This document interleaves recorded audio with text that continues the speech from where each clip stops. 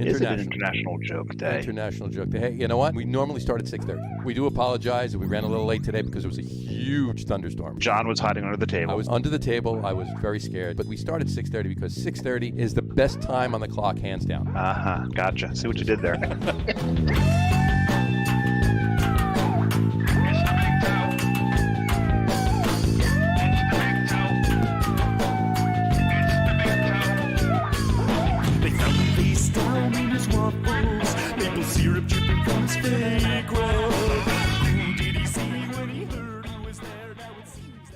All right, everybody, welcome out to the Log Room Guys Craft Beer Show. It is Tuesday, July the 13th, 2021. Jersey Johnny coming at you, and with me, as always, is none other than Mr. Beer Samurai. Say hello, Mr. Samurai. Hey, guys, and happy National Franks and Beans Day. Or some beans and Franks. Happy National Franks and Beans. No, you can't get the beans above the Franks. Okay, so it's Franks and Beans. Unless you're in the movie Something About Mary. But no, it's Franks and Beans, Franks and Beans. What are you eating, Franks and Beans there? Mm-hmm. Mind if I eat some? R2D2. Yeah, you go. You eat some. You're going to join me today. I'm going to join you. Nice. I'm going to eat a little Franks and Beans. I didn't have any, what's the other day? I didn't have any French fries. Nope, yep. Yes, it is also National French Fry Day, so. Now, when you do Franks and Beans, do you put mustard in your Franks and Beans? I do not. Would you put ketchup? I do not.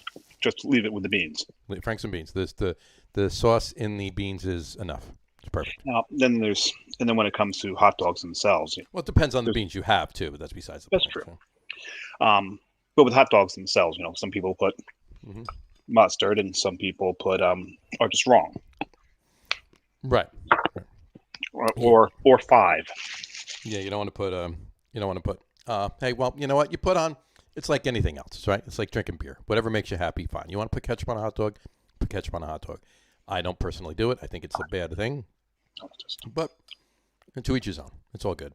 Nope. However, what hot dogs you got in there, by the way? I have some Brett's. Okay. I hear you're gonna, but you got a damn better source of dogs than I do. I mean, I love the Brett's. Mm-hmm. Well, the Brett's are good. I mean, especially depending on. But what do you have? I have Thumans. Mm-hmm. Mm-hmm. The best hot dog. But as we discussed earlier, Thumans is the best hot dog out there. Mm-hmm. But Brett's is a wholly different animal. Oh, it's night and day. Mm-hmm. Apples and oranges. Mm-hmm. Okay. So anyway, I work. I finished the hot dogs. There's some beans left in there, but I'll work on them later. Yeah, you can't let the hot dogs go. You can't let the hot dogs go. The beans can sit for a while. It's fine. I'm still looking for that piece of pork. There you go. It's also, by the way, it's also Bolero Snort Appreciation Day today. I didn't know that. I'm sorry. I mean Cow Appreciation Day today. I can see how you can get confused. Okay, I got confused there. Sorry about that. Appreciate it. Sorry. My bad. Mm-hmm. But in any event, it's, you know what else is weird too? I didn't put it up here, but it's also, I found out, it's Delaware Appreciation Day too. Are they feeling unappreciated? Well, there is a New Jersey Appreciation Day. Yeah, there is. It's Delaware Appreciation Day. So my first beer, when I do pour it, I'll be drinking out of a Dogfish Head glass. Very nice. In observance of Delaware Appreciation Day. So, and if you can see behind me, the it's not lit, but the Dogfish Head neon behind me. That's. You can barely see the outline of the shark. A little bit there. In green. And also, you know what? It's in observance of Shark Week too. There you go. Is it Shark Week? It is Shark Week. It is Shark Week.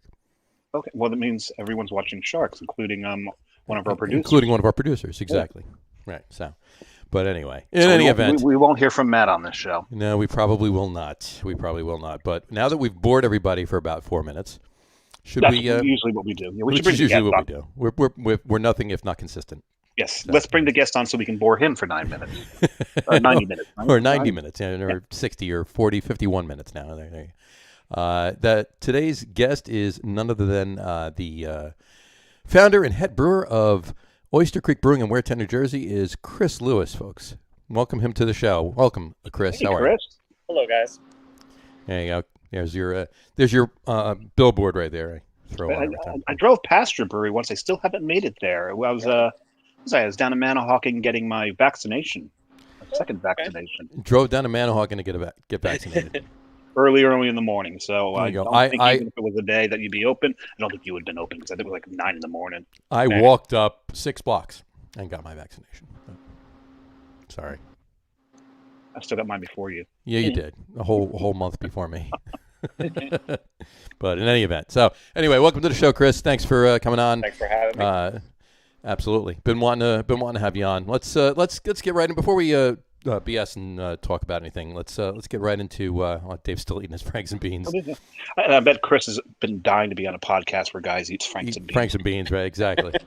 How much better can it get? What are you drinking? First, right now, I'm drinking their heavy water Irish ale. Okay. It's Heavy water Irish. very malty, has a little bit of bourbonness to it. Nice. Low hops. Got a nice reddish brownish color to it. Very nice. You know what? It sounds so good. I think I'm gonna have one myself. The same. So why not? Let's leave that up there. I will pour into the Dogfish Head glass, of course, so we can appreciate. I don't have one of those. I feel left out now. You should be. Yeah. But what I'm going to do instead is I've still got beer from my Rhode Island trip last weekend, and so I'm going to pour probably my favorite beer of theirs I've ever had, and that is the double dry hopped The Chosen One. Double dry hop The Chosen One. That's from.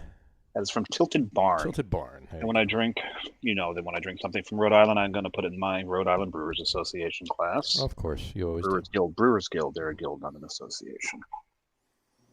And you can see that's nice. Hazy as hell. Very nice. Very nice. So, Beautiful. Cheers, gentlemen.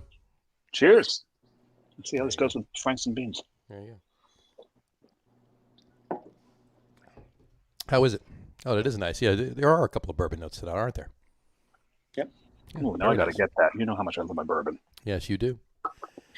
We actually did a bourbon barrel aging of that beer, and it picked up the barrel great. I mean, it didn't really fight with it at all. It was like just accentuated a lot of the notes that were already in the beer. Yeah, nice. Absolutely. It's great. That's awesome. I wish I could have had that. That would have been awesome. That can go either way, right? Let me know. You doing it again? We still have some bottles left. Oh, you do? Yeah. Crap, I didn't know that. I got it while I was down there.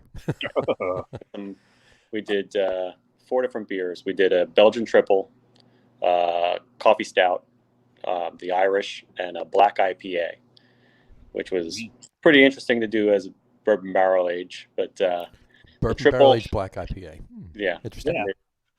How'd it come out? Triple ran out the door. We ran out of that quick, and the black IPA seems to be lagging. I don't know if people are a little afraid of it. It's coming in at like 14%. So oh wow, what was it? What was the ABV on it before you put it in the barrel? It was around 10. Okay, it was around 10. So lively beer. That's nice. Yeah. And it's lovely. It's not necessarily a summer beer either. So. This is true. What are you going to have today while you're barbecuing in 90-degree weather? I think I'll have a 14% barrel-aged black IPA. Yes, exactly. Yeah. Well, you know what? The good thing about that is it's only going to get better, right? Right. So right. That's fine. It'll be a big seller in October when Exactly. it gets a little crispier out. So anyway, Crispier? What's that? Say crispier out? Crispier out. Yeah. When it gets a little crispier out. You've never said that before? That's new to you? Okay. When it gets a little crispier out. Crispier. I thought now it's crispy because the sun seems so damn close to the earth right now. You get a little crispier. The weather doesn't get crispier. So anyway, what you call it? So let's jump into it. I'll ask you what we always ask pretty much everybody, depending on who it is anyway. What's the first craft beer you ever had? If you want, you can remember anyway. If you want to call it at the time craft, but crafty at the time, yeah, exactly. Sam Adams Cherry Wheat. That works. Yeah, sure. There you go. I mean, 1990 or 96, something like that. Yeah.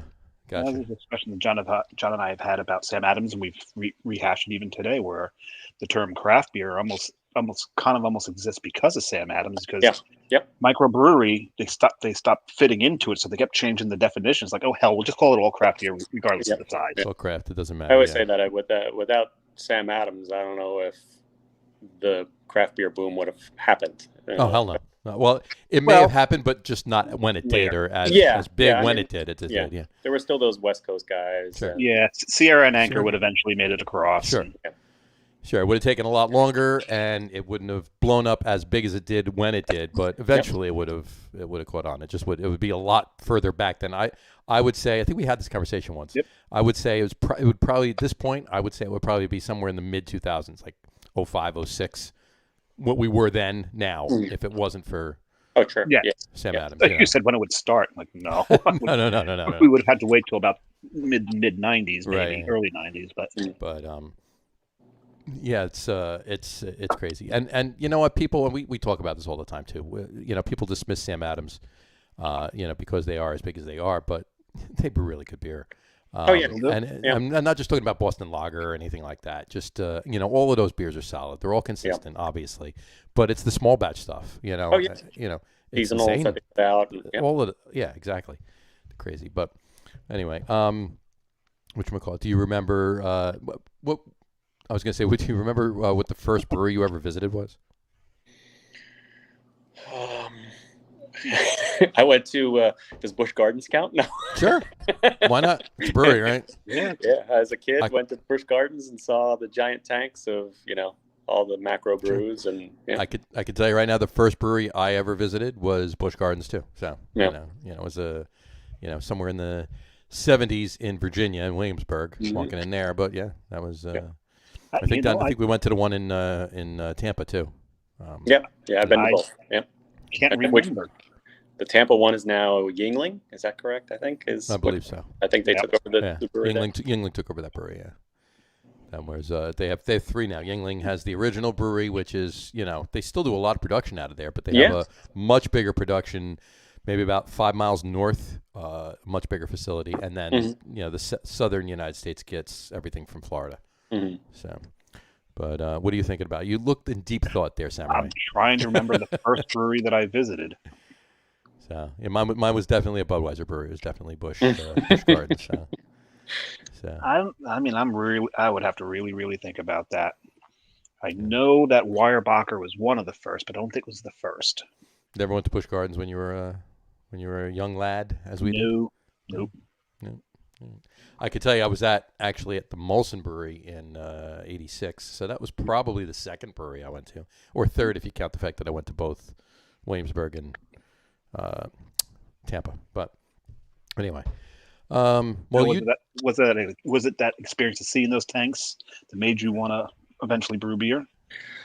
I thought it was fascinating. I mean, I don't know. I mean, I was a little kid at the time, so the idea of making beer was completely out of my realm of thought, but no, just seeing how they presented it, like with the the kind of like the tram ride, and you see the process of getting the grain, and then you see the lab and the cultivating yeast, and and then they eventually drive past the giant tanks, and you're like, this is impressive. I don't know, maybe it had some sort of deep seated effect, but I probably wouldn't put any weight into that at all. So I would love to say that when I was a kid walking, going past those tanks and everything else, I said to myself, too bad there's not good beer in there. But I didn't. That thought had not occurred to me. When you were a kid, there was no good beer yet. This is true.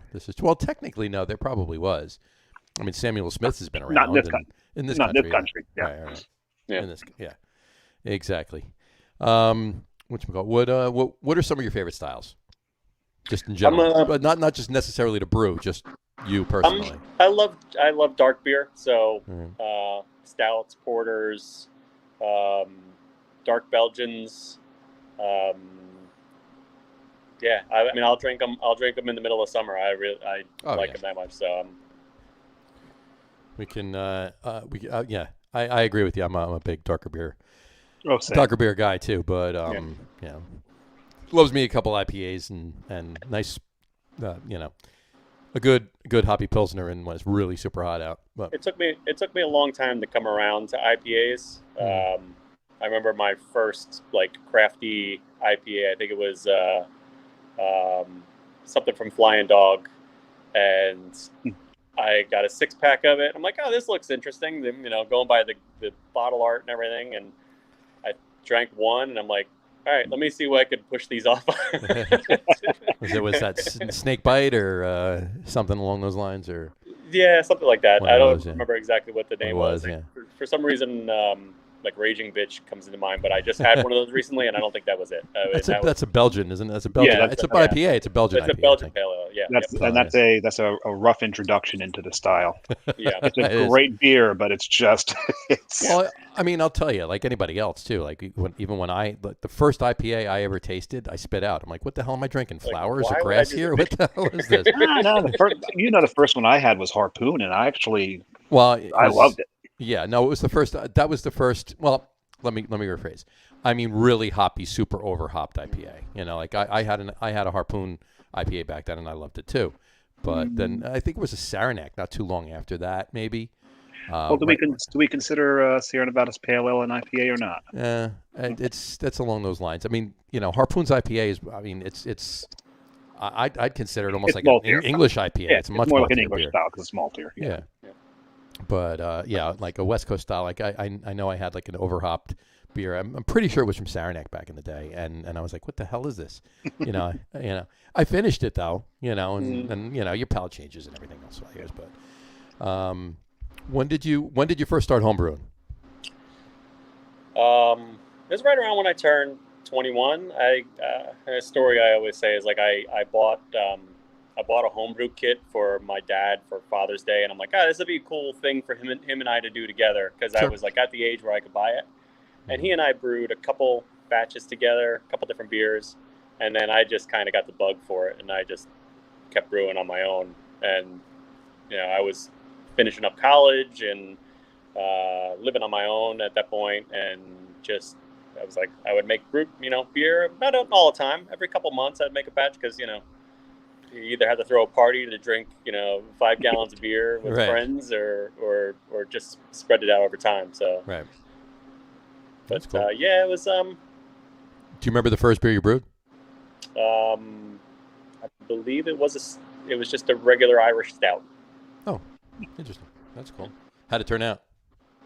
Not great. Yeah, did the 21-year-old version of yourself think it was great? You know. Oh yeah, I thought it was awesome. I thought it was fantastic. I'm like, yeah. This is great. I got to do this again. Yeah. No, it was. We're collecting bottles from all over the place just so we can bottle condition them, and we're putting them in like glass Coke bottles, and we had to go through how many twist offs just to get to the and then the carbonation was some would blow it onto the ceiling, and then some would have no carbonation CO2 at all. Yeah. And did you give it a name? No, I didn't call it. Yeah, it's like this one's forgettable. So we're gonna Chris's first beer. Yeah. So, that's great. Same thing with the IPA thing. I don't think I brewed an IPA until I was brewing for several years because it's just a style I wasn't ready to drink yet. So I was like, why would I brew something I don't want to drink? So, when did you first realize that I say to yourself, I got to open a brewery. I got to do this. This has to happen. When was that? Was that revelation for you? I had a few requests to brew for some parties, some birthday party, like a friend's 40th birthday party, friend's wedding, just because I had brewed some stuff that they liked, and they're like, "Oh, can you brew that for my wedding?" I'm like, "Sure, absolutely." And then, just getting feedback from people. People are just whether it was blowing smoke or being honest, I was getting pretty good feedback on it, and it's just a hobby I just enjoyed taking the time to brew.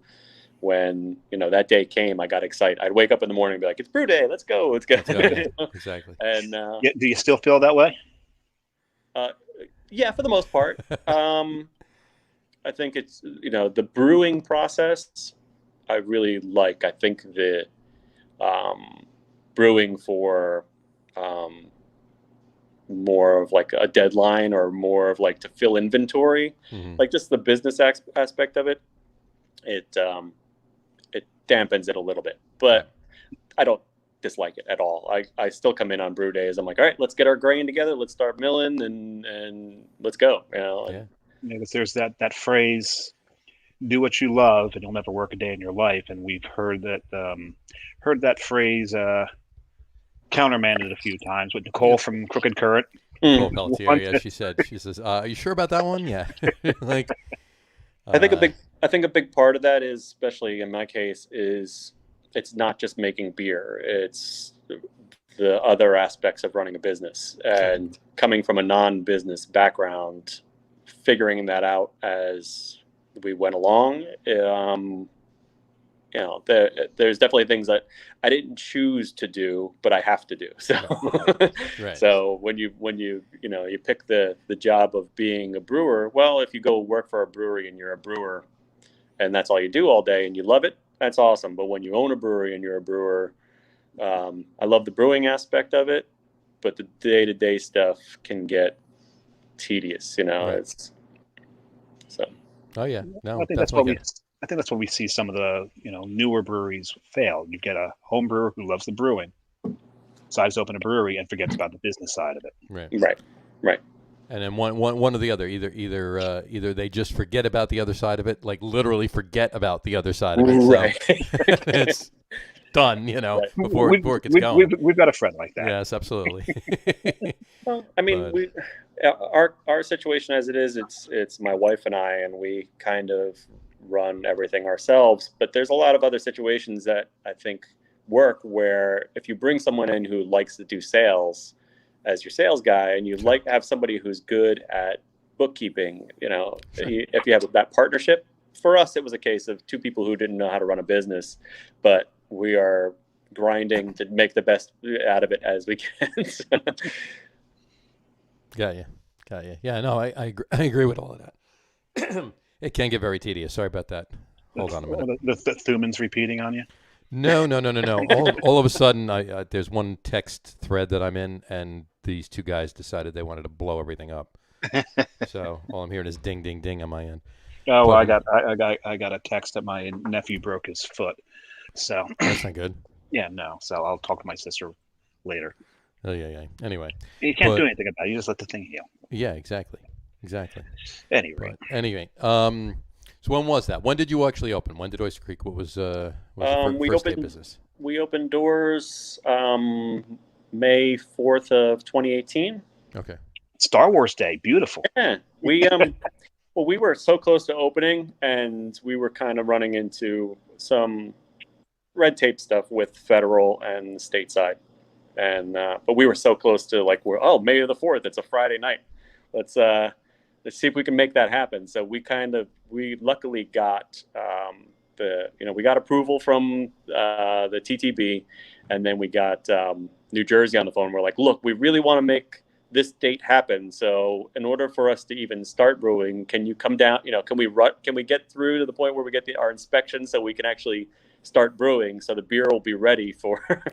So it was like, we're like early April. We're just kind of on the phone, just trying to make that date happen. And if it didn't happen. But we lucked out that it for us, I'm a kind of a big Star Wars geek, so it kind of worked out perfect. You can probably see back. I can never get this right because of the angle. Look at the camera, but I've got the Empire Strikes Back poster back there. Yeah, got a couple of light with it. Yeah, it's below the what's below our logo. Mm-hmm. But so now we've heard a bunch of breweries talk about their relationship with the town. Yeah, how was the town when you guys were opening? Initially, they didn't know what we wanted to do. They're like, I think we literally got the question like, "What do you mean brewery?" And we're like, "We're gonna make beer," and they're like, "Really?" Like, okay, well, we have to go to the township attorney and find out if this is something that's real. So to get the initial approval of building, it took a couple weeks for the lawyer to get back to the committee, and then the committee to get back to us. But once we got the okay, I think they got really excited about the idea, and they were very helpful all along the way. I mean, we had some hiccups with inspections, with with the building inspectors and everything. But for the most part, the township committee have been fantastic. They've been great. Right. So. Well, it's not like there wasn't any precedent like in the next town over. I mean, Tori's been operating for how many years? So. Yeah, I mean, she's a couple years older than us. She's like 2. I think when we were still building out, I went to her 2-year anniversary. So she's a couple years older. Yeah, she opened late 15, early 16, something like that. Yeah. Yeah. But I mean, my point is it was there already. Right. You know. But that's amazing. Where do they think the beer on the shelves comes from? Is it not it's a thing? There's one city that makes all the beer for everywhere, and it just magically appears. It might have been a case of like, well, we're in this tiny town. It's like 7,000 people, and they're like, do you really want to build a industry, like an industrial thing here? And like, no, it's not going to be. We're industrial, but it's going to be very small footprint. We're not building a building and then piping out steam, through smokestacks or anything like that. So, you're not building a new Anheuser-Busch plant. Right. You're not putting up new cooling towers. Right. Yeah, well, that would have been. That's a whole other story. Yeah, you know what I mean. What were you drinking again? Heavy water? What? Heavy water? Yeah, the Irish ale. Yeah. Heavy water, exactly. Is that that's all closed up now, right? They're still decommissioning, but there's talk of them repurposing it as a different kind of plant. Okay. I've heard all kinds of you repurpose a nuclear plant. Repurposing it as a spring water. Well, they said, as a power generation plant, obviously, right. but since they have the grid right there, they're like, we could easily do a solar farm, or we could do a gas plant, or I've even had a guy come in who was one of the executives for there, and he said, yeah, we're actually talking about potentially doing a newer nuclear plant in the same spot. So. A newer nuclear plant. Yeah. So not a spa, not a amusement park. No, not a brewery either. So. Not a brewery. Picture those cooling towers as fermenters. As grain silos. As grain silos. There you go. Wow. I was thinking more using them like repurposing. That's for sure. Like a cyclotron. Yeah. What was that thing at Six Flags called? The rotor. The rotor. Yeah. Imagine that in one of those tanks. Oh, God, one of those cool towers. That would be interesting. So yeah. What is your favorite style to brew? Is it specifically though, not just dark beers? Is it a stout? Is it a porter? Is it? Stouts are my favorite. Oh, yeah. You barrel age a lot, or? Since we've been open, or I barrel aged before when I homebrewed, in a little tiny 5-gallon barrel, and it came out really nice. Yeah, you get the small ones. Yeah, sure. And then since we've been open, I've done. Last year I did 3 barrel-aged beers, just a single barrel each. Okay. And then this year I did the 4. or the past year I did the 4. So, right. I just said to myself recently, I'm like, I got to buy barrels because I'll probably only do maybe 2 for this next year. But I'm thinking possibly a tequila barrel. Oh, nice. So we'll see. It works. You get local barrels or? They're tough to get local.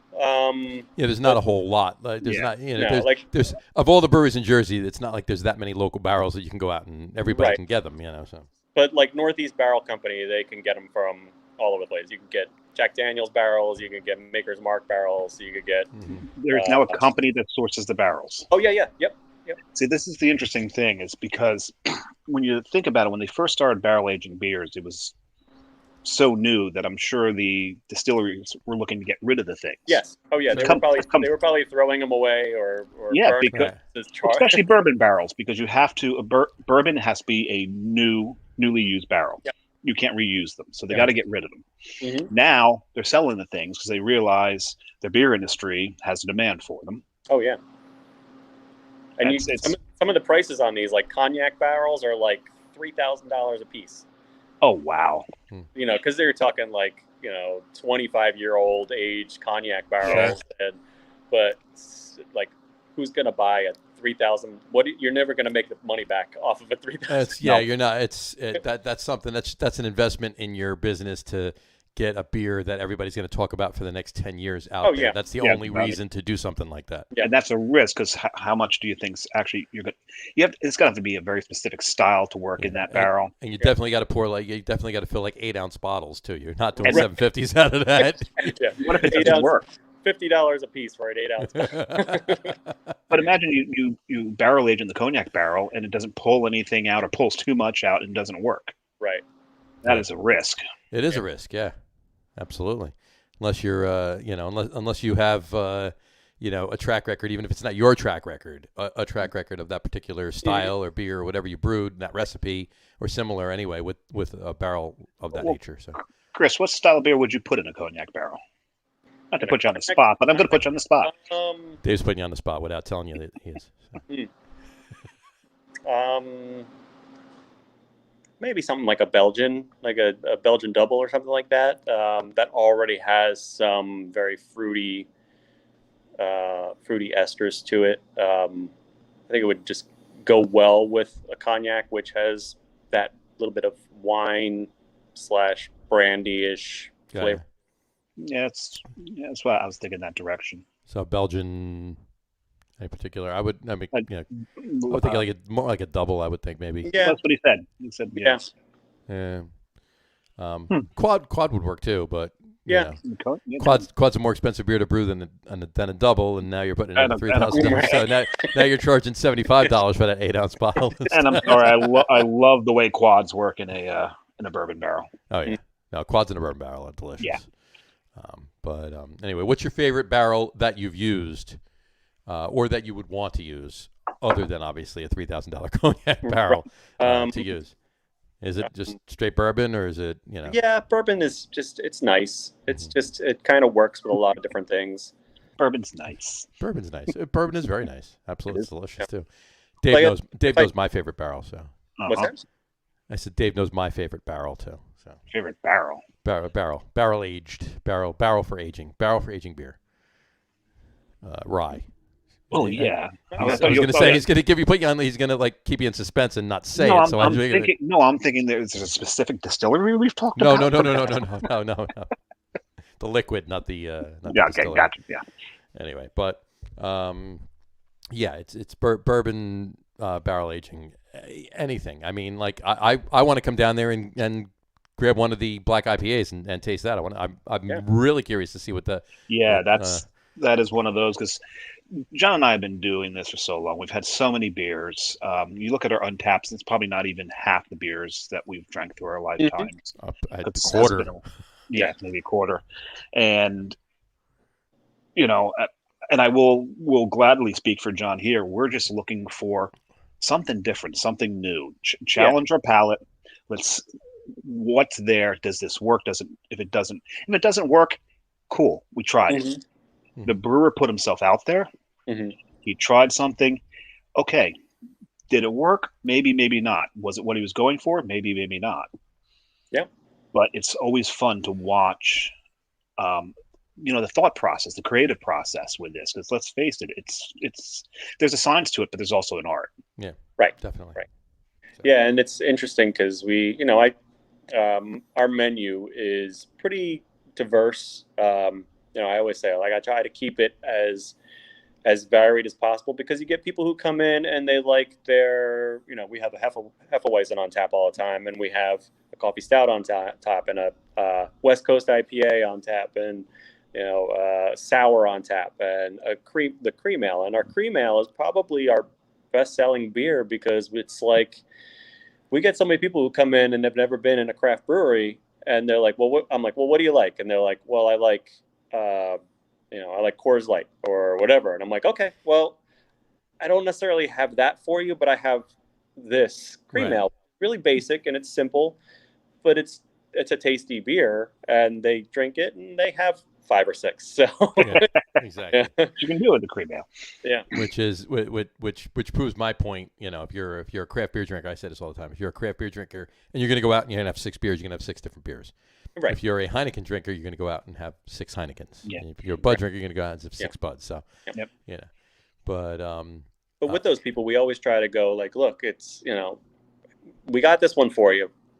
Here's a taster of something else. Let us know what you think. Right. Try to draw them into the dark side of craft. Exactly. They most come to the dark side. Come to the dark side. We opened on May the 4th. Come to the dark side. But a lot of them, especially the ones that are a little bit more open to tasting it. I mean, there's been plenty of people that they walked into a brewery, I was at and I've heard them, I've seen them. Somebody gave them a Pilsner, and it wasn't too hoppy of a Pilsner, so they were okay with it and they were happy, and that's what they drank. They had a couple of those and they didn't want to try anything else. And I'm going home and having a Bud when I get home because I that kind of thing. Right. But the ones that are a little bit more open to experimentation and tasting and a little bit more, not necessarily their palate is open, but they'll try it. You give them a couple of tasters, all of a sudden you find some eyes opening, like, oh wow, this is really good. Right. Yeah. Why haven't I been drinking this for a while now? We found that with our sours, like people were like, sour beer, it's it's so foreign to them. Sure. And for me, brewing the sour was completely foreign to me, and I was a little afraid for a long time of brewing a sour. And when we finally did, we had so many people who were now sour drinkers, because they had ours, which is pretty straightforward. It's nothing, we're not like Referend, where we're doing these long-term aged sour ales. It's just a kettle sour. It's pretty simple, and we add some fruit to it, and they're like, this is very refreshing. It's not like it's not like it's on the the farmhouse ale funky type, right? Big Brett notes and all of this. It's right. a kettle sour. It's tart more than anything. Right. Yeah. The people that like Sour Patch Kids. Sure. Yeah. Exactly. Right. Well, get back to the dark side here. Oh, I'm sorry, I didn't mean to. Chris, go ahead. Keep going. But we've had, because of that, we've had people who go like, oh, I was just so-and-so. So I was at so-and-so's brewery, and they had these great, they had like 4 different sours on tap. And you're like, but, 6 months ago, you never had a sour. We got you there. Yeah. That's pretty funny. What were you going to say about the dark side? Well, I want to go back to the dark side because I want to open my second beer. Why don't you open your second beer? Because my beer's on the dark side too, so my second beer, that is. Oh, mine's really, my God. This thing's pouring really dark. So what I'm pouring here it's from Buttonwoods Brewing. Mm-hmm. They're up in Cranston, Rhode Island. And they did this with Borealis coffee makers. Now, John, that should sound familiar to you and anybody who's been watching. Borealis, they had partnered with Smug for something called S'morealis, which is a s'mores beer with coffee. Oh, that thing was so good. John, you had one of those. I did not. No, you. No, I thought I gave you one of those. No, the smug stouts I had was the Brutella. Brutella, that's right. The vanilla chai, a couple others, but it wasn't the. You consumed all of those on your own. Yeah, because I love that beer so much. What's interesting is what they call this is a barrel-aged imperial stout with, and wait for it, barrel-aged coffee.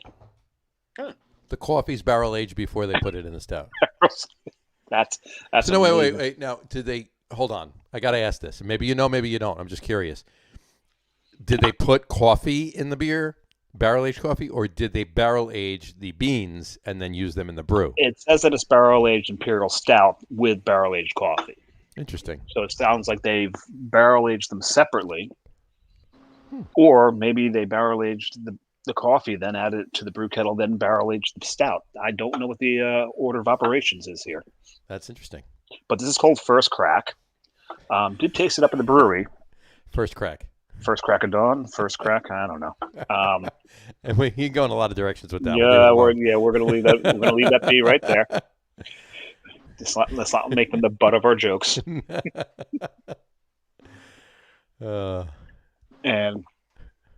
in the can,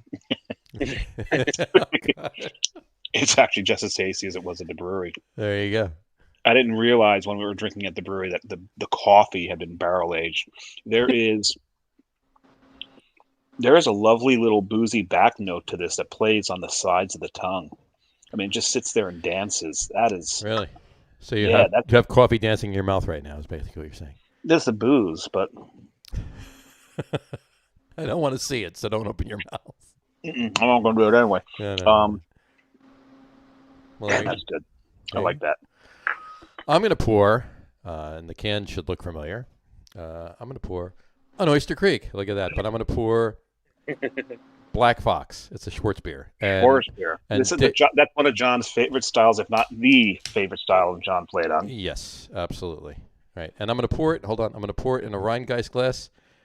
Make note of that for later. That's called foreshadowing. Foreshadowing. It's foreshadowing. So not three shadowing or two shadowing. No. Foreshadowing. And if memory serves, Chris, this was the last Black Fox in your cooler.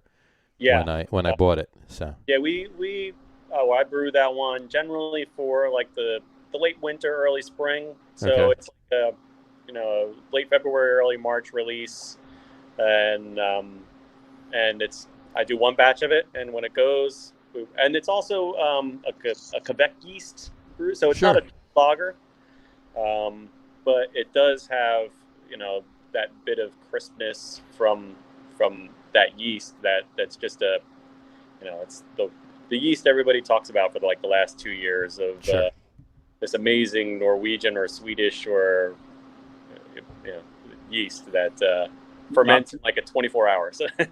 not propagated from the bottom of the ocean. No, it was like that's from our last show. That's from our last show. Yeah, there was a well, Dave will get into it. It was a shipwreck. Shipwreck, and they were able to propagate yeast from beer in the shipwreck, and yeah, they pulled it up. It was off the coast of Scotland. I think the ship's name was the Wallachie. I don't remember how I remember that. I don't know how I remember that. That was the name of your first band, wasn't it? The Wallachie. Yeah. No, what it is, I've learned that if I have like one to three beers, it increases my memory. After 3, then it just starts to flatline. Right, exactly. Which is why if you're going to talk to Dave at a bar, you want to get there within the first hour. Other than that, just let it go. Yeah. No. You don't want my memory out there because you're gonna learn stuff you really didn't want to. Like this. I know it all. It's fine. Yeah, the amount of useless knowledge. At any rate, so they pulled them up. They actually poured the beers at one point. It smelled. They said it smelled completely like ass. And then, but they tasted it. It was okay. And then, but then they propagated yeast out of it, and they've been brewing beer with the yeast they took out of it. And do you remember the name of the yeast? Deronomyces. Deronomyces, yeah. Deronomyces, yeah. We talked about it last week on the show. Yeah. But how is when he said it tasted like ass, I was about to say something, but I let it go. I wanted it to go past or whatever. That aside, this is delicious. Cheers, Chris. This is very good. I'm actually going to go pour myself a beer real quick. Pour yourself a That's high praise from a Schwarzbier lover. I love Schwarzbiers. I actually have it's unfortunate that this is the last one he has because I have about 6 Schwarzbiers downstairs. And I want to do a blind taste test. I want to, not even a blind taste test. I just want to drink one after the other. Get a couple people over, pour 2 ounces. So no more than 8 people, 2 ounces each. No more, no less than that. So if we could do 4 people, 4 ounces each. They're all 16-ounce cans. But what are you drinking? This is the Dark Matter Vanilla Porter. Dark Matter Vanilla Porter. I don't have a crawl for that, so sorry, people, if you're watching. What's the name of the Schwarzbier, John? The name of the Schwarzbier is Black Fox.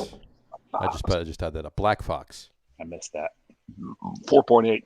Yeah, so this will start getting interesting the more this strains. This is an 11% beer. Right. Yeah, I went from 7.5 to 4.8. You went from 8.5 to 11. So. And I've got a doctor's appointment early in the morning, so I want to be my best. Cheers.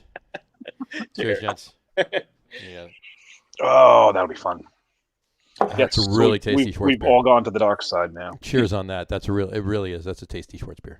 Good job on that. Thanks. Oh, thank you, actually.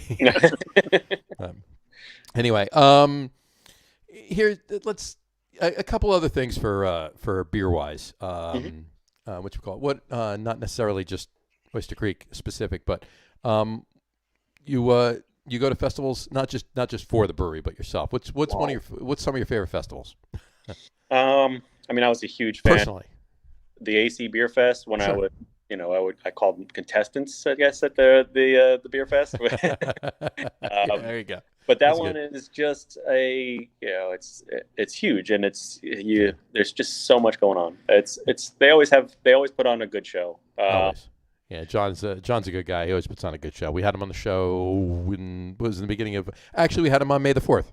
Oh, okay. Yes, we did. We did. We had him on May the 4th. Because our top threes, that show was the top 3 Star Wars characters you'd want to sit down and have a beer with. Yep. Okay. Exactly. So, in fact, the one he just did, I was not able to get down there to the one on the field, on the old airfield in Atlantic City that they just did. That was the first AC Beer Fest that I missed. Period. I would be really remiss if I did not interject the fact that this thing is also throwing some lovely cocoa notes. Nice. Yeah. Anyway. Well, I mean, for the beer it's not too far of a stretch to realize that it's going to do that, but. Yeah, but. Sweet or just. No. Cacao cocoa. No, dry cocoa. Dry cocoa. Dutch process, right? Nice, yeah. Damn. Cool. Anyway. Any others or? Yeah, the ones they have at the Philadelphia Zoo.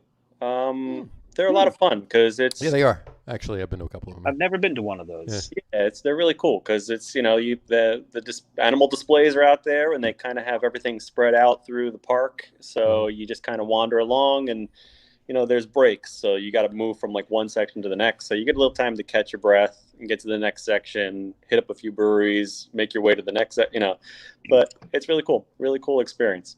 Trying to think of others that were really great. And then another one that we participated in as a brewery, which we thought was great, was not last fall, but the fall before, was the first one they did, the Witchcraft, which was a Halloween one at in a park. So after dark, they have these screens up and they're showing old footage of horror films. Okay. And it was a beer and spirits fest. So there was, they had gin booths and they had vodka booths, and they're only giving you like the tiniest taste because you're getting like a half, not even a half an ounce, like a quarter ounce. Yeah. But just enough to wet your lips with it and taste what it tastes like. That's it. Yeah. Super cool. Everybody's in costumes. I mean, AC Beer Fest does that too, but there's a lot more participation. Yeah, but that's for another reason. But no, that one we really enjoyed, even just being there serving beer. It was just a lot of fun. That's cool. Yeah, the Philadelphia Zoo ones are actually cool. The ones they did they haven't had them in a couple of years, obviously last year and that. But Brew at the Zoo up in Turtleback Zoo up in West Orange. Yeah, and I hear they were fun too. The Bronx Zoo does a good Brew at the Zoo as well. I have not been to that one. No, I've not been to that one either. I can imagine, having been to many of the Brew at the Zoos and a couple of the Philly ones, I can imagine the Bronx Zoo is just as, And I think I told you, being in the Bronx Zoo, I was surprised to see some local craft beer at one of the booths. Yes, you did tell me that. Zoo Brew, Yeah. That was really kind of cool. Gene Lynch had written in and let us know that there was a misspelling on it, so I fixed it. It's Black Fox from. He originally attributed your beer to a brewery that will go unmentioned. No, we can't say it. It was because on the previous show notes, that was the brewery that I had the second beer in. So when I changed it, I didn't change the brewery. But I just changed it. It's good now, so we're good to go. So I had to correct it, so I put it up. There we go. Now, speaking of the brewery name, when you chose the name, did you have any qualms about it? People thinking of Oyster Creek, the kind of the anti-nuclear sentiments, or was that a draw for you to allow you to name your beers what you've named your beers? It was definitely more of a draw. Like a friend of mine, when I was doing a lot more home brewing, we were just spitballing names for stuff, and a lot of the names we came up for a good portion of the recipes were just he and I. He's a science teacher, and he and I just going back and forth like, oh, you could call this and call this, and for me, the power plant, the nuclear power plant, has always been more of a landmark for the area than it was like a menace. It was right. So I sure. Did you grow up in Waretown? I'm sorry to interrupt you. Just south in Barnegat. Okay. What were some of the? Do you remember some of the names you rejected? I'm sure I have a list somewhere. Nothing like. It's funny because at the time, like everybody was kind of saying, like Simpsons reference and three-eyed fish. The three-eyed fish. and that was one I kind of like pushed away from, but I'm actually considering making a beer called Three-Eyed Fish. I mean, that's a perfect name for a beer. Yeah, absolutely. What the hell was that? A three-eyed fish. I just thought Oyster Creek nuclear plant just exploded. What the hell just happened out there? I didn't even hear anything. Was it outside? Yeah, well, I've got good headphones, so you guys couldn't hear it. I think it was outside, but it sounds like someone. Oh, whatever. And now there's a lot of activity upstairs because people are running outside to figure out what the hell just happened. It's probably a car hit another car. It sounds like a car hit a fence, actually. You know what? I do remember hearing a little bit in the background there. So if what I heard sounds right, I think you're right. Spot on with like a car hit a fence or something. Yeah, when you saw me jump. So John, in the past we when I was up in Rhode Island, we talked about the guy who lived above me. Sure. Oh yeah. Right, the Centaur. So last night, Dave said, just to anybody, for Kris and anybody else listening that doesn't go back that far in the podcast and hasn't gone back to listen to those when Dave was up in Rhode Island. He lived downstairs from a Centaur. Had to be a Centaur that lived upstairs. Had to be a Centaur. There's no other explanation. And the best part was when I went up to confront him to please be quiet. He opens the door and the dude's wearing a crown. You can't make this shit up. But last night there was this noise coming from upstairs, and I text the guy upstairs. I'm like, "What's going on up there?" Apparently, he's got a new roommate. The roommate's got a cat, and they've got this thing that's like looks like a big carpeted hamster wheel that cats run on. Oh, a big carpeted hamster wheel, like adult size kind of thing, or maybe about 3 feet high. Okay, so small adult size. Yeah, so child size. Child size, but since it runs on bearings, it makes a hell of a freaking noise. Gotcha. God, anyway. I gotta love it. You got to get him to bring it down one day and put it in the background. Just have whatever runs on it run on it during the entire show. So it's a cat. And a carpeted hamster wheel for a cat. And I hope we don't. I love it. That's what it is, and I hope we don't lose any viewers here. But I'm not a big fan of cats. Yeah, well, I mean, they have their place. Outside killing stuff, yes. Outside your domain, they have their place. How's that? Yes. Fair enough. All right, very good. How do you feel about cats, Kris? I'm fine with cats. We have a couple. We have a couple cats, couple dogs. We had one of my old fire company in North Arlington. We had one. Eddie Katz, great guy. It was Eddie Katz. Eddie Katz, yeah. When I'm growing up, my mom had no fewer than 6 cats at a time. There you go. Well, that's why. That's why you have. We also had a small farm, so. I was going to say. I thought you were going to say we also had a small snake. No, we had a large snake. Actually, had a large snake. There you go. My brother had a boa constrictor. So, and we had a couple ducks, one of which drowned. Don't ask. Don't ask. Well, you know what? I mean, some people, everybody says there's 99% of the people out there are dumb. I'm glad I'm part of the 5% that aren't. So he's good at mathing. Anyway, that's one thing we say we never do on the shows, right? Is math. Yeah, no, math is not allowed on the show. You can't do math. That was one of the. I would think that was our. Maybe the third show we made that a rule, no math on the show. Yeah, it's because for the third time in the third show we were trying to do math and it just wasn't working. Unfortunately for us, it was later in the show, not earlier in the show, so it didn't work well. So that didn't go over well. And we would do in the early days. We'd do 3 beers because we'd do this video teaser for the show, and we drink a beer. Then we open the second beer. And then that would carry over into the podcast, which was audio only. And then we do another beer in the podcast. Right. So now we do 2 beers, sometimes 3, sometimes 7. Right. Yeah. Especially if, and we have one. Yeah, we have one guest that we bring on every now and then. He's deemed himself the Alec Baldwin of our show. So whenever he's the guy that whenever a guest cancels, he comes on. And he's the beer whisperer, but he's also the whiskey whisperer. So undoubtedly, anytime he's on, we have 2 or 3 beers and whiskey during the show. But the last time, all 3 of us had something to do early in the morning, so we all behaved ourselves last time. We were very good that day, yeah. So it was actually the most boring Tom show we ever had. It was a very boring show. But in any event, I was going to ask you to get away from beer.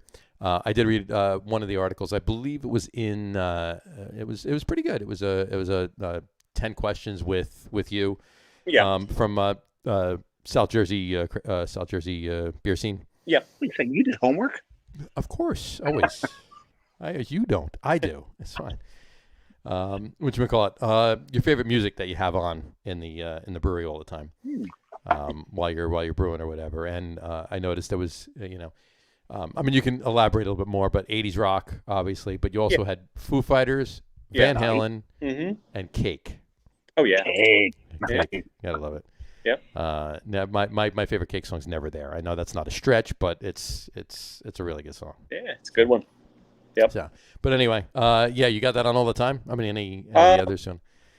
I get into I tend to get into just the same music for a long stretch until I get tired of it, and then I'm like, all right, something else. So Pandora is great in that, like, I could just create a channel and it gives me enough variety where I just pop on the same channel and it's a lot of the same stuff, Sure.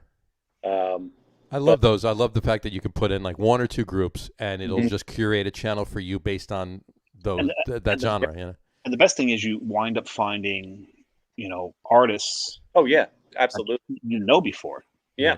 Or you've forgotten. Like, oh my God, this guy's. I've heard one song, but I never really listened to him. This is really years good. and years and years ago, that's how I came across the Black Keys. Oh, really? I could get who I had put in as the artist that I liked.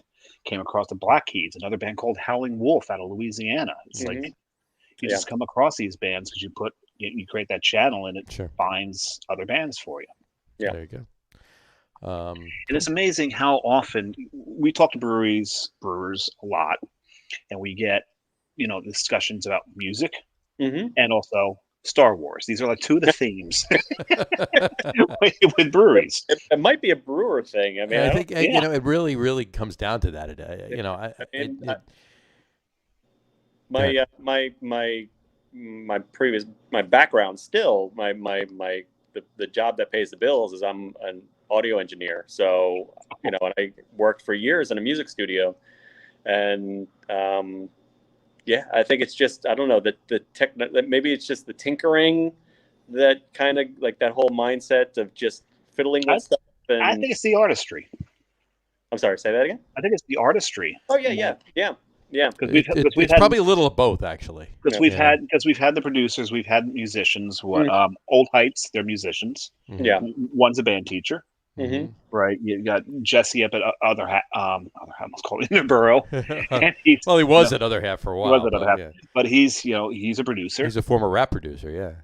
Former rap producer. We've got and then there's the 3 top guys up at Forest City. They're all in bands. Oh, really? Okay. Individual, like their own bands. No, they're not in one band together. They have 3 different bands. One's jazz, one's ska, the other one's more metal rock. Metal rock, yeah. Right. So completely different styles of music. And when you're in their tap room, the music selection is varied and just absolutely wonderful. Yeah.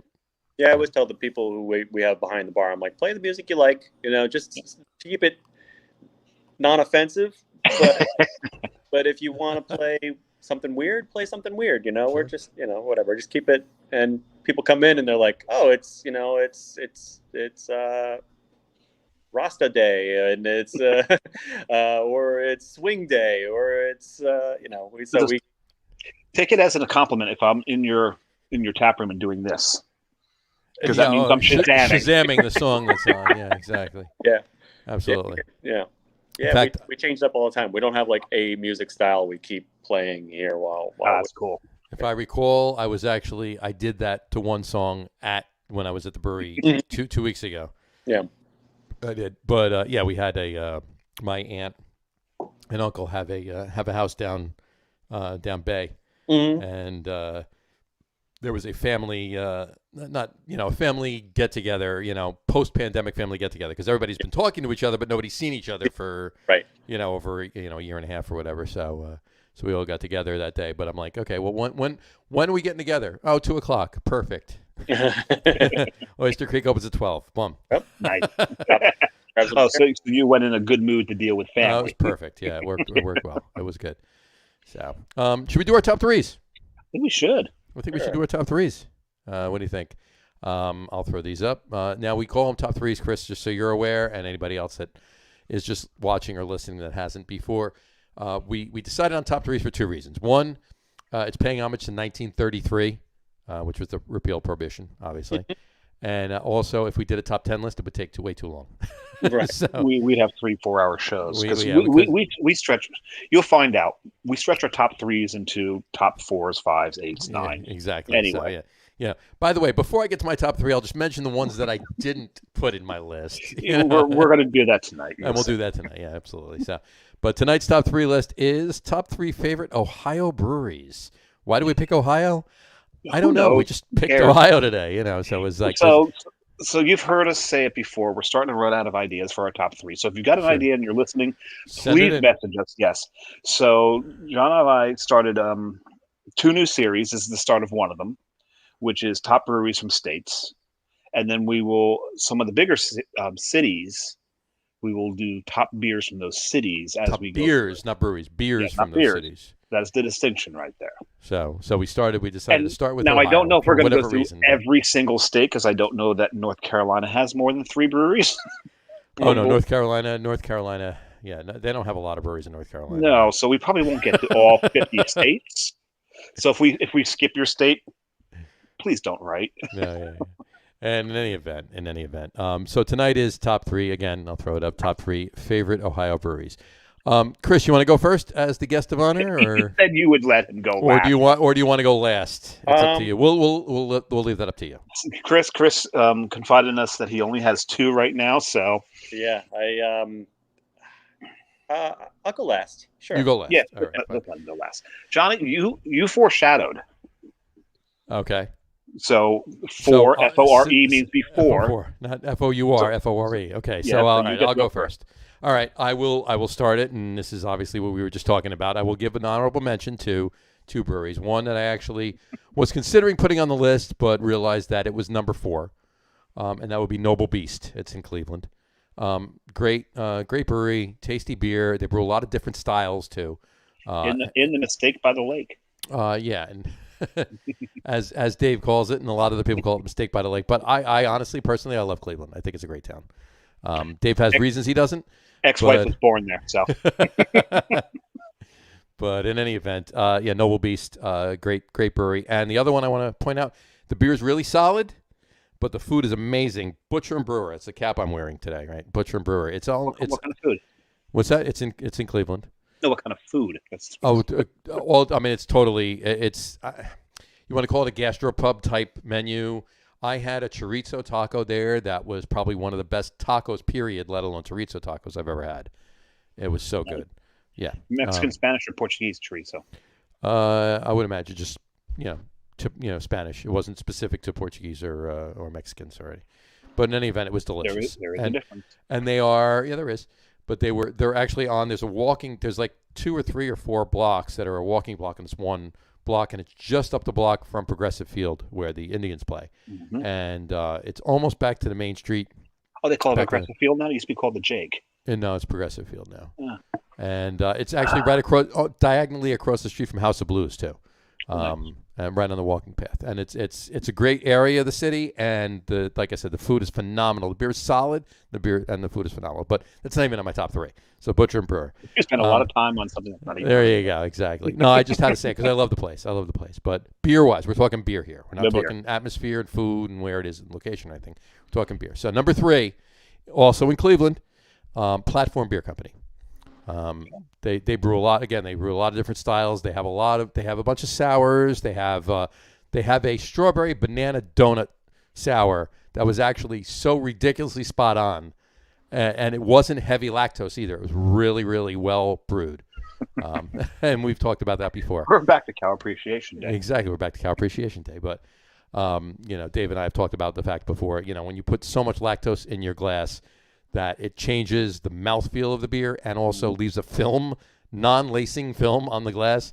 That might be a little too much lactose. But if you've got your beer in hand, you're walking around and cats are following you, yeah, may put more lactose in there. More lactose than you should have. Exactly. So Platform Beer Company is number 3. Number 2, also in Cleveland, Masthead Brewing Company. Delicious beer. Some of their barrel-aged stouts really spot on. Their IPAs are amazing too, and they're right downtown in Cleveland, maybe about 4.5, 5 blocks from Lake Erie, away from the the Cleveland Brown Stadium. Was it? And the Rock and Roll First Hall of Energy. Fame. First Rock and Energy, Roll Hall right? of Fame's there too. And the Rock and Roll Hall of Fame's right. Well, Rock and Roll Hall of Fame's Oh right no, next you're door talking to. about. No, you're talking about. I'm sorry, the Brown Stadium. That's elsewhere. Yeah. No. Brown Stadium is right there too? one block away. Yeah, it's Rock and Roll Hall of Fame, and then there's a school in the middle. I think it's a fire school or something like that. And then on the other side of that is the First Energy Stadium for the Browns. So it's right over there. But Masthead Brewing, that's delicious beer. That's my number 2, and my number 1's not in Cleveland. It's in Cincinnati, and I foreshadowed before. And not the beer. Yeah. The beer is delicious, but it's from Waretown, New Jersey. But the glass, Rheingeist Brewing in Cincinnati. That space is amazing. They're on like the 3rd or 4th floor of of an older big factory, and they have I think they're 80 barrel or 100 barrel fermenters on the 4th floor of a building. 4th floor. Yeah, that's some shoring up going on. Yeah, right they did a lot of work in there, but they have. Yeah, they have a lot of different styles too, and everything's spot on, and everything. The whole brewery experience is really cool too. In Cincinnati, this is Rheingeist Brewing. So there's my 3. So Chris, you should be quite honored that your beer was poured into his favorite Ohio Breweries glass. So that I will go from there, and I'll start with number 3. Number 3 is one of the OGs out of Ohio. Hell yeah, absolutely. That hit the national scene, and that is Great Lakes. Great Lakes Brewing, my God, Dortmunder Gold is just a fantastic beer.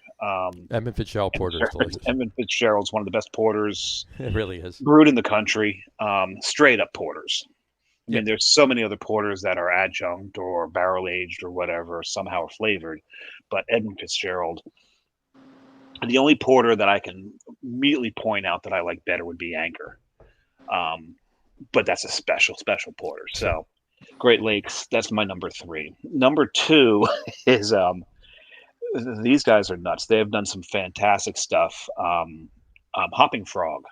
Hopping Frog's out of Columbus. Mm-hmm. First they came out with Boris, the barrel-aged oatmeal Russian Imperial Stout is what it stands for. Mm-hmm. And that wasn't good enough, so they went with Doris, the Destroyer, which is a double oatmeal. Russian Imperial Stout. This and that only comes in bombers, and you better have someone to share that with. It's big 22-ounce bottles that they. You drink that sucker by yourself, and you are destroyed. It's a few ounces less than drinking a 750, but still, you're not going to do it by yourself. No, you're not going to do that by yourself. Their IPAs are spot on. They've got a black and tan that I believe is with the stout and the IPA. Mm-hmm. Yeah. I can't remember the name of the IPA right now, but they've got some solid stuff they put out there, and they get crazy every now and then. I remember, we were walking through a liquor store and they had some Hopping Frog there, and I can't remember what style they had out there, but it was pretty nuts. I'm gonna try to remember that. Mm-hmm. But my number 1 out of Ohio, it's one that in the early days they were one of the more celebrated breweries. And they kind of fell off because, as Johnny said to me while we're talking about them, other breweries opened up. There was new stuff, and they kind of got forgotten and pushed to the side, but they are still making some phenomenal liquid. That's Jackie O's. Jackie O's barrel-aged stouts.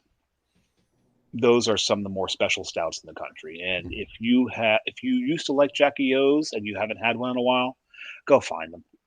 They're still putting out extremely special beer. And before I moved to Rhode Island, I was temporarily stationed in Massachusetts for a little bit. and I had a local liquor store that carried Jackie O's, and I grabbed a bunch of them. John remembers some of the ones that I drank. Yes. And my God, those things they'll destroy you, but they will thrill your palate. Right. You can have fun until you pass out. And I was gonna say until you wake up the next morning. Yeah. But that means it did its job, right? Absolutely. So yeah, if you are one of the old timers like John and I and loved Jackie O's back in the day, find them again.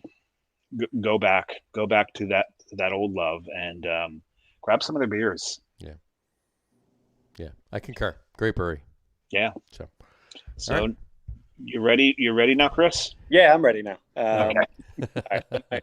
So, like I said, I really only had 2 on my list, so I'm gonna throw a third in there as like kind of an honorable mention. Is just because I'm did a little research and saw like their name popping up for the quality of what they make, and also because I love their name is Hoof-Hearted.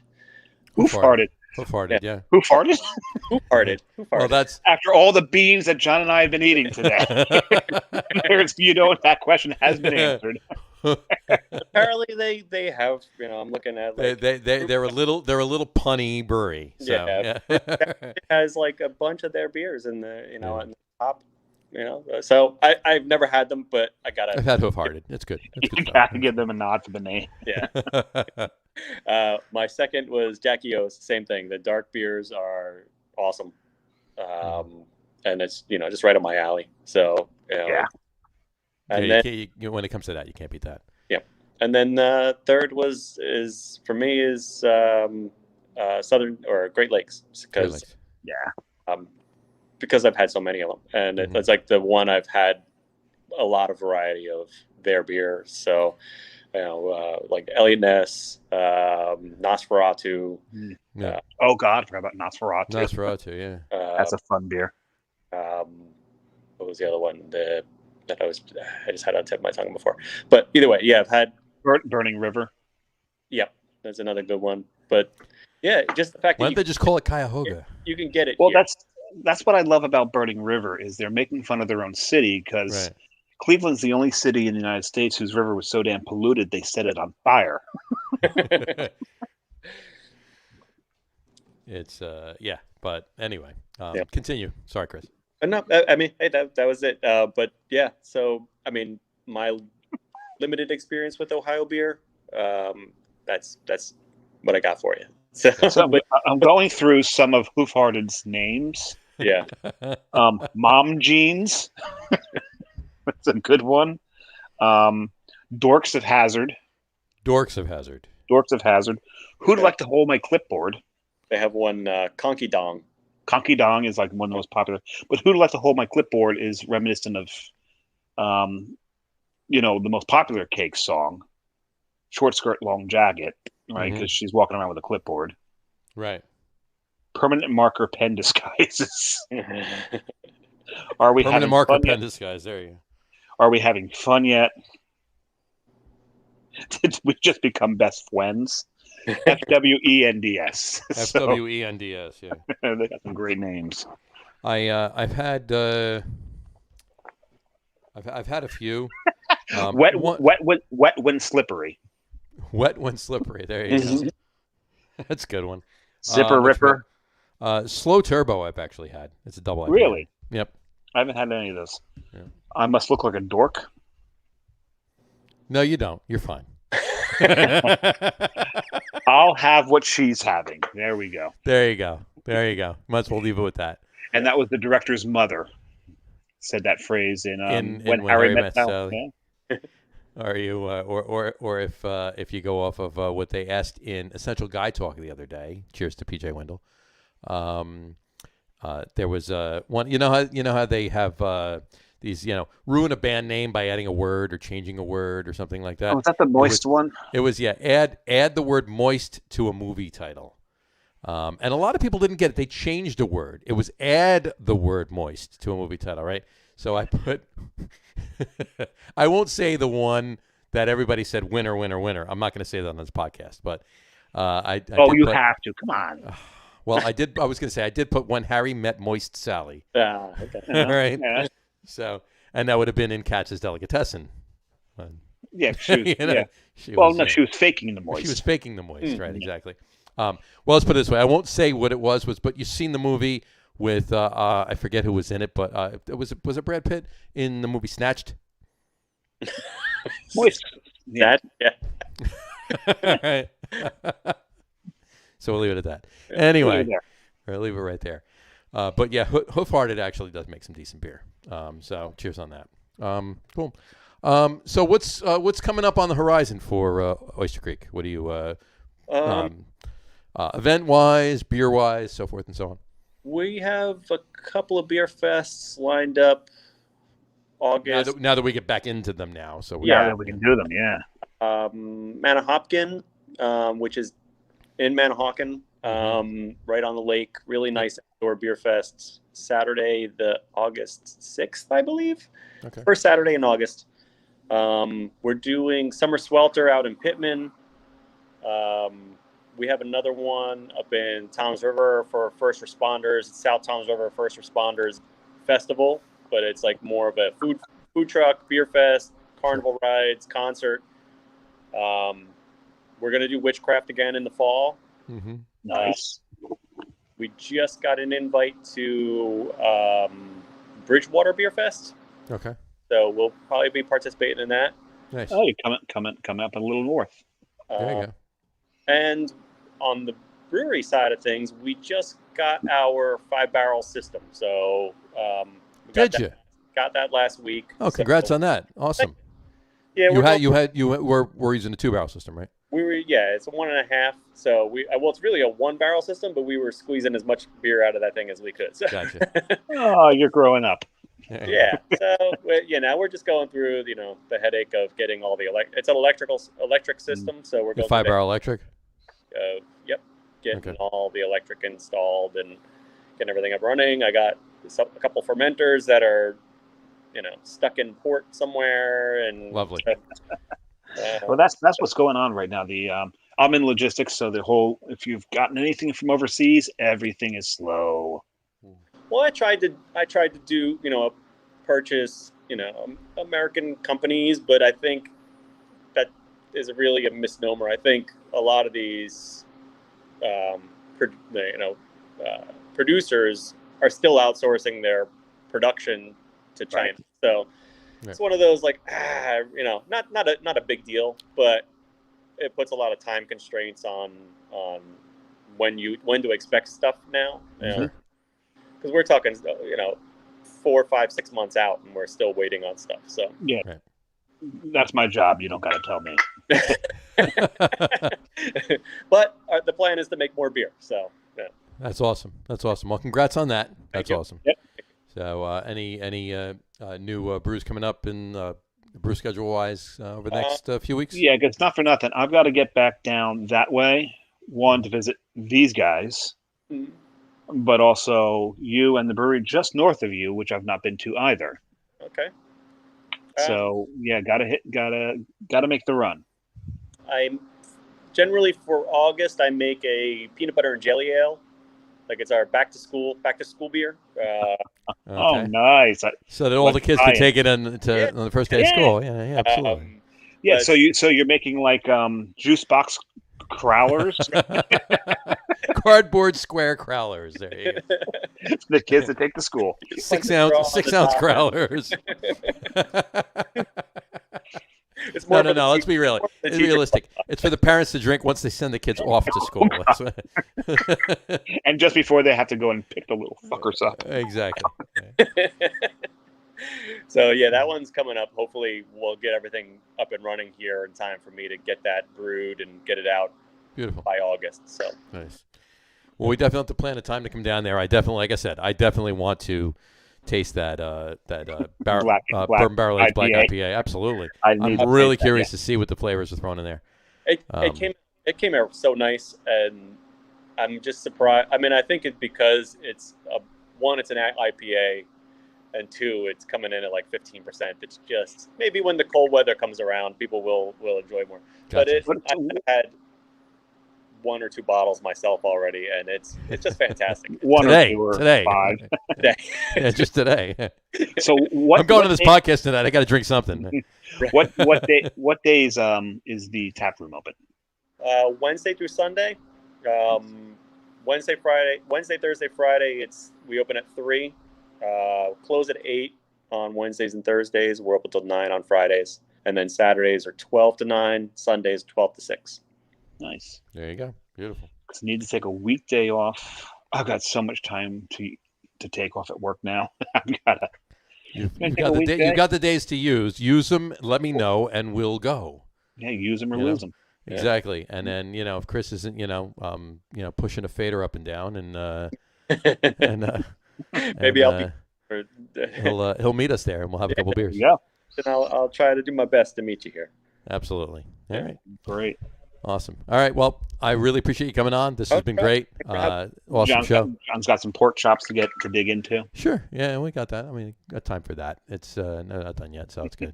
No. But on that note, we'll wrap the show up for today. We want to thank everybody for watching, and for those of you just listening to the audio podcast, thanks for listening.